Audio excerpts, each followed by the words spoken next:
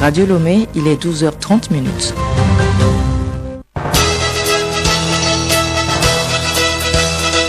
Le journal Henri Ochocho.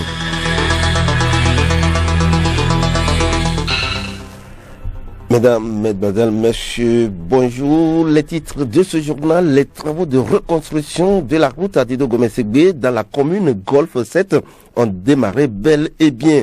Annoncé il y a quelques semaines, le chantier long de 10 km est exécuté par le géant ouest-africain du BTP et BOMAF et s'inscrit dans le cadre des travaux publics d'urgence du gouvernement.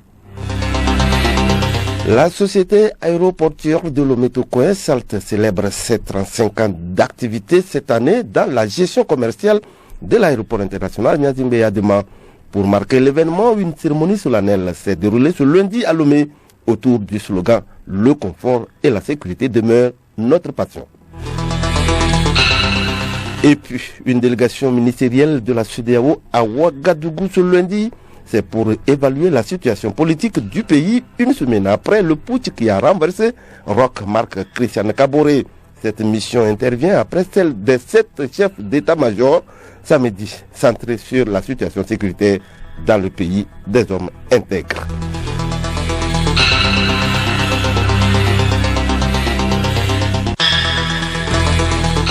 radiolomé.tg. Mesdames, Mesdemoiselles, Messieurs, encore bonjour. Annoncé il y a quelques semaines, les travaux de reconstruction de la route Adido-Gomé-Ségbé dans la commune Golfe 7 ont effectivement démarré. Le chantier long de 10 km est exécuté par le géant ouest-africain du BTP et BOMAF qui opère déjà sur la route Lomé-Palmé. Sur le terrain, des moyens importants ont été déployés et les travaux se déroulent de jour comme de nuit. Dégagement de l'emprise, construction des carnivaux, terrassement, tout est planifié pour achever les travaux plus tôt que prévu, indique l'entreprise qui a tracé plusieurs voies de déviation pour les usagers. D'ailleurs, précise-t-elle, un nouveau front a été ouvert au niveau de la frontière du Ghana où s'achève la route en vue d'accélérer les travaux. Un rappel, le projet s'inscrit dans le cadre des travaux publics d'urgence du gouvernement. Outre la reconstruction complète de la voie, il prévoit la réalisation d'un bassin de rétention d'eau de 5 hectares. La société aéroportuaire de Lomé-Tokoin SALT célèbre ses 35 ans d'activité cette année dans la gestion commerciale de l'aéroport international Niazimbé-Yadema. Pour marquer l'événement, le personnel de la SALT s'est retrouvé ce matin pour partager les expériences capitalisées pendant ces 35 années.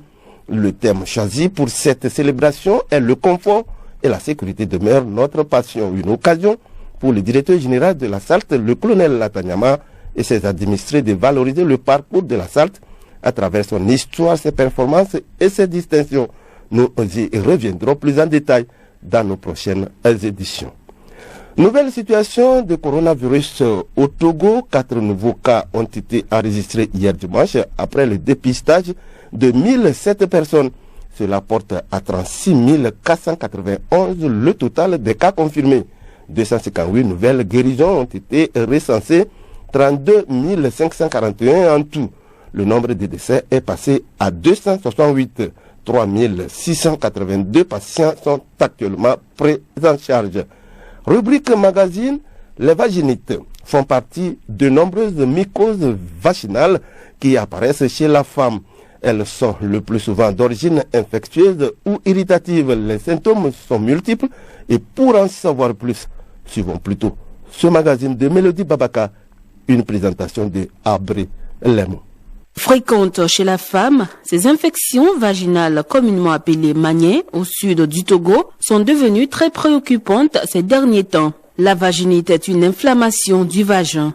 Elle se signale par des démangeaisons, des pertes vaginales anormales. Elle se manifeste également par des brûlures ou des difficultés à uriner, des grandes lèvres enflées, rouges et douloureuses.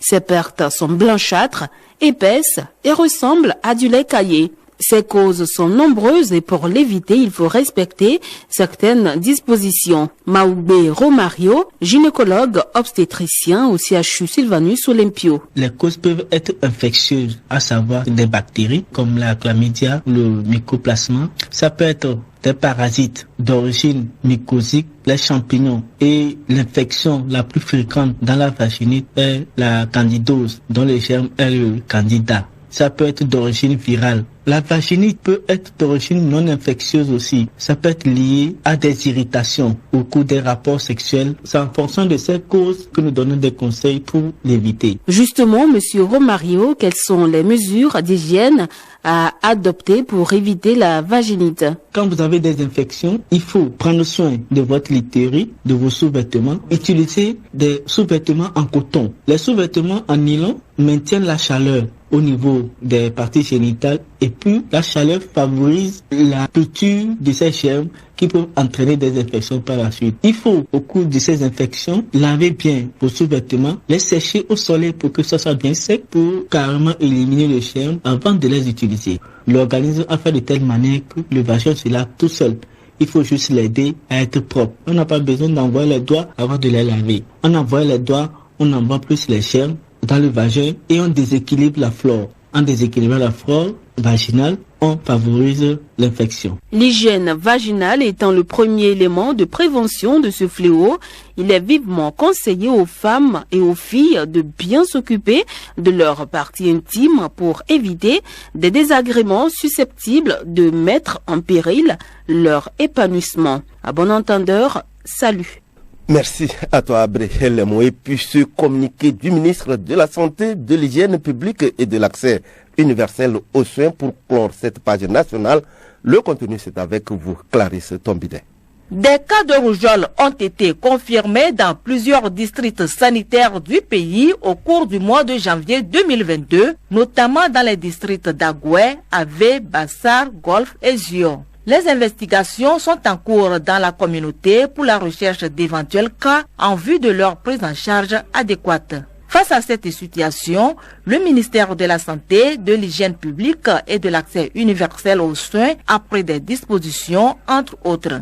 Organisation de la prise en charge des cas, renforcement de la surveillance épidémiologique et l'alerte précoce, sensibilisation de la population sur les mesures préventives, entre autres la vaccination anti-rougeoleuse de routine et la conduite à tenir devant des signes de suspicion. La rougeole est une maladie infectieuse virale très contagieuse affectant majoritairement les enfants. Elle se transmet par inhalation des gouttelettes de sécrétion nasale ou pharyngée émises par une personne infectée. Elle se manifeste très souvent par une forte fièvre, une rhinorrhée, nez qui coule, des yeux rouges et une éruption cutanée. La rougeole est une maladie évitable par la vaccination. Le vaccin contre la rougeole est sans danger, efficace et reste le principal moyen de prévention contre la rougeole. Le ministre de la Santé, de l'Hygiène publique et de l'accès universel aux soins invite les populations à une vigilance plus accrue et l'adoption de comportements suivants pour éviter de contracter cette maladie.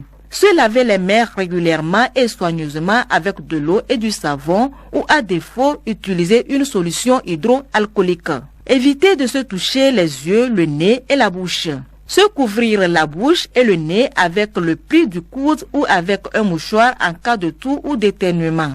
Nettoyer et désinfecter les surfaces fréquemment, en particulier celles qui sont régulièrement touchées. Faire vacciner les enfants à travers la vaccination préventive anti-rougeoleuse de routine telle que établie par le programme élargi de vaccination PEV. En cas de signe de la maladie, se rendre immédiatement au centre de santé le plus proche pour une prise en charge adéquate. Le journal Henri Ochocho. Il est exactement 12h39 sur les antennes de Radio Lomé, même heure au Burkina Faso. Et bien après une délégation de chefs d'état-major, la CEDEAO dépêche ce lundi une mission ministérielle à Ouagadougou, une semaine après le putsch qui a renversé Roch Marc Christian Kaboré. Une mission qui prépare le prochain sommet de l'organisation sous-régionale prévu jeudi à Accra, Abiré, Lemo. C'est la ministre ghanéenne des Affaires étrangères, Shirley Ayokor Botwe, qui conduit la délégation ministérielle de la CEDEAO à Ouagadougou ce lundi. C'est en fait une mission conjointe menée avec le représentant spécial des Nations Unies en Afrique de l'Ouest et au Sahel, Mahamat Saleh Anadif, qui sera aussi présent dans la capitale burkinabé. Une mission très courte, quelques heures sur place seulement, et qui a pour objectif d'évaluer la situation politique du pays après celle de 7 chefs d'état-major, samedi davantage centré sur la situation sécuritaire. Le commissaire de la CEDEAO aux affaires politiques, à la paix et à la sécurité, le général Francis Béhanzin, arrivé samedi avec les généraux, est d'ailleurs resté à Ouagadougou pour attendre la délégation ministérielle. Des ministres ouest-africains qui viendront rappeler les résolutions du dernier sommet extraordinaire de la CEDEAO vendredi et répéter l'exigence de l'organisation de voir le président déchu Roch Marc-Christian Kaboré libéré. Ils demanderont aussi des précisions sur ce que la junte envisage pour revenir à l'ordre constitutionnel et à quelle échéance. Leur compte rendu sera ensuite débattu jeudi à Accra lors du prochain sommet régional. Lors de ce sommet, les chefs d'État de la région décideront alors des sanctions comme ils l'ont fait pour le Mali et la Guinée. Dans une note, 2 chercheurs de l'International Crisis Group conseillent de traiter le cas burkinabé avec nuance et modération. Les 2 chercheurs dressent d'abord un constat. Les sanctions prises le 9 janvier dernier contre la junte malienne n'ont eu aucun effet dissuasif et l'autorité de la CEDEAO est contestée. Ils proposent aux partenaires internationaux de ne pas se heurter frontalement au MPSR, histoire de ne pas reproduire ce qui s'est passé avec le Mali. Car, selon toujours Rinaldo Depagne et Mathieu Pellerin, la posture de fermeté adoptée avec Bamako a eu pour effet de renforcer les relations des autorités de transition avec des partenaires alternatifs comme la Russie et a adressé beaucoup de Maliens contre Paris et la CEDEAO. Abidé Lemou, toujours au Burkina Faso, le procès des présumés assassins du capitaine Thomas Sankara doit reprendre ce lundi. Après les débats et l'audition des témoins, le procès entre dans la phase des plaidoiries des avocats des parties civiles, suivi des réquisitions du parquet militaire. Mais des doutes planent sur une reprise effective de l'audience, car certains avocats des parties civiles se demandent si la suspension de la Constitution par la junte militaire ne va pas entacher la suite de cette procédure. Le président américain Joe Biden reçoit ce lundi l'émir du Qatar, le Tchèque Tamim Ben Hamad Al Thani, à Washington. La rencontre intervient dans le contexte des tensions entre la Russie et les pays occidentaux au sujet de l'Ukraine. Au menu des discussions, la stabilité de l'offre internationale d'énergie. Juliette Camdet. C'est la première visite de l'émir qatarien à Washington depuis la prise de fonction de Joe Biden. L'enjeu énergétique est au cœur de l'agenda de cette rencontre.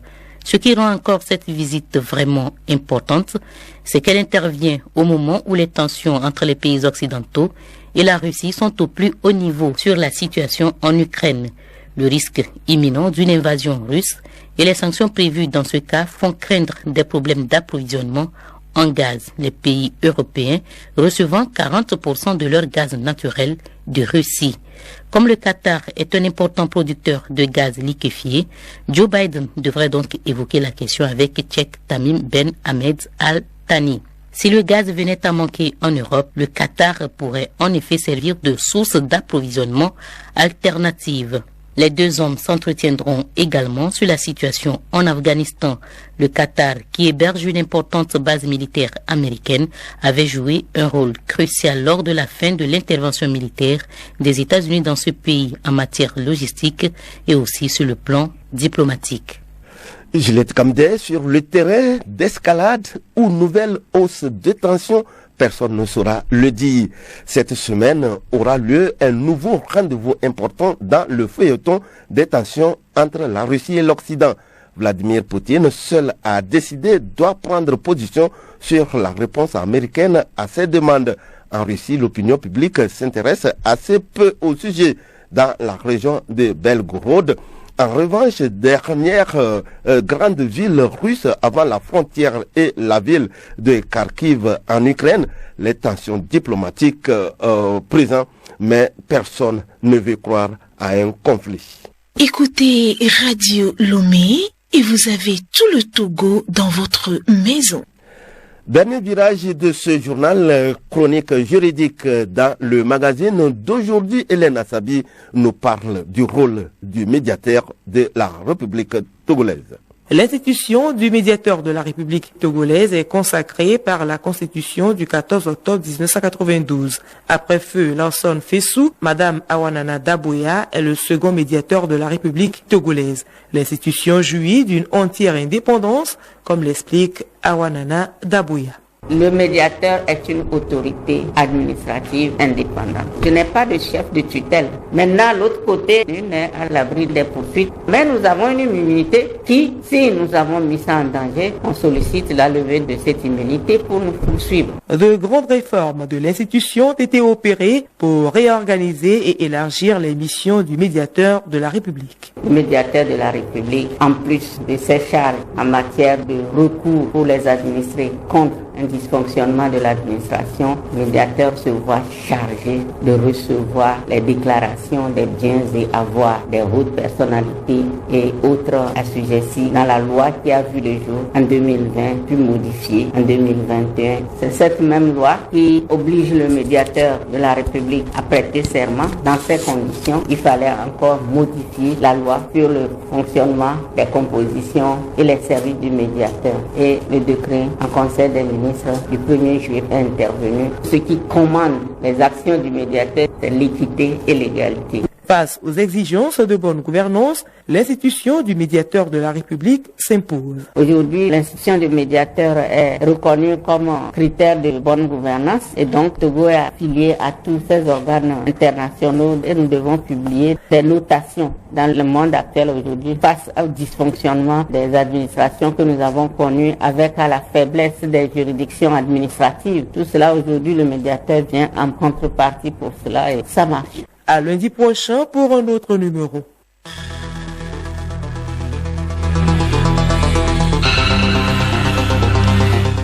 Nous disons merci à Hélène Assabi pour cette chronique juridique qui met fin à ce journal. Et également merci à vous, fidèles auditeurs. Retenez pour l'essentiel que les travaux de reconstruction de la route Adido-Gomez-Ségbé dans la commune Golfe 7 ont démarré bel et bien annoncé il y a quelques semaines. Le sentier long de 10 km est exécuté par le géant ouest-africain du BTP et BOMAF qui s'inscrit dans le cadre des travaux publics d'urgence du gouvernement.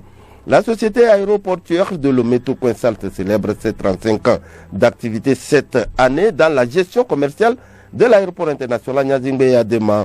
Pour marquer l'événement, une cérémonie solennelle s'est déroulée ce lundi à Lomé autour du slogan « Le confort et la sécurité demeurent notre passion ». Et puis, une délégation ministérielle de la CEDEAO à Ouagadougou ce lundi, c'est pour évaluer la situation politique du pays une semaine après le putsch qui a renversé Roch Marc Christian Kaboré.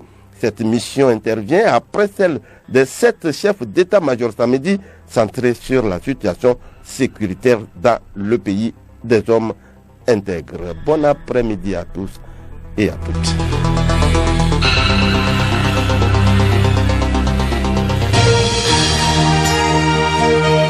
Radio Lomé, boîte postale 434, email radiolomé@radiolomé.tg. Radiolomé.tg